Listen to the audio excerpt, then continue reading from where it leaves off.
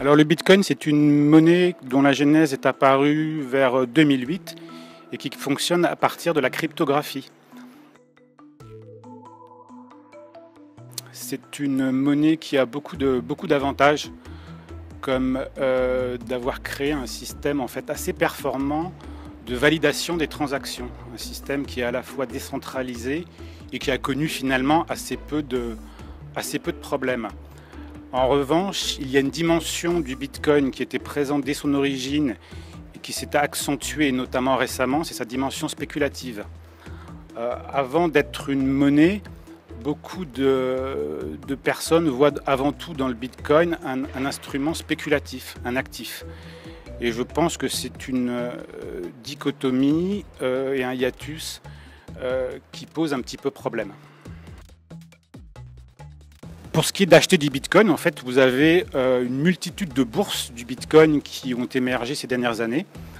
Alors, elles ont après des règles un peu différentes sur les modalités d'achat des Bitcoins, et notamment sur les documents que vous devez fournir pour acheter. Mais disons que c'est extrêmement facile parce que maintenant, je dirais qu'il y en a au moins une trentaine. Seul quand même gros bémol, c'est que ces bourses du Bitcoin, notamment pour celles de taille modeste, voire petite, ont une durée de vie très limitée. Beaucoup ont été victimes soit de hacking, soit peut-être même tout simplement de mauvaise gestion.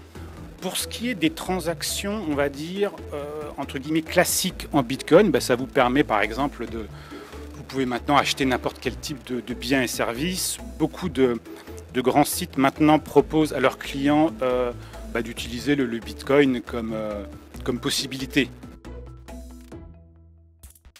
Alors à court terme, ce sera sans doute difficile. En revanche, si vous croyez à l'avenir de ces monnaies, et ça on peut penser quand même que tous les grands pays et même tous les pays à terme vont évoluer vers des monnaies purement électroniques. Donc si vous croyez à ce mouvement, ce qui est quand même un peu logique, vous pouvez penser que le Bitcoin est, disons, le premier essai vraiment concluant. Donc si vous avez un horizon de temps de 5 à 10 ans, oui, vous pouvez tout à fait investir sur le Bitcoin. Bon, pour une part, bien évidemment, sans doute assez modeste de votre patrimoine. Après, tout dépend de votre appétit pour le risque. En revanche, la spéculation à très court terme sur le Bitcoin est quand même risquée.